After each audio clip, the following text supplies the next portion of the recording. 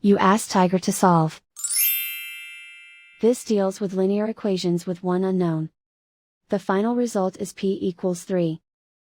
Let's solve it step by step. Group all constants on the right side of the equation. Subtract 1 over 2 from both sides. Combine the fractions. Combine the numerators. Reduce the zero numerator. Simplify the arithmetic. Convert the integer into a fraction. Combine the fractions. Combine the numerators. Isolate the p.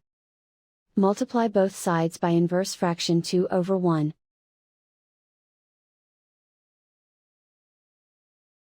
Group like terms. Multiply the coefficients. Simplify the fraction.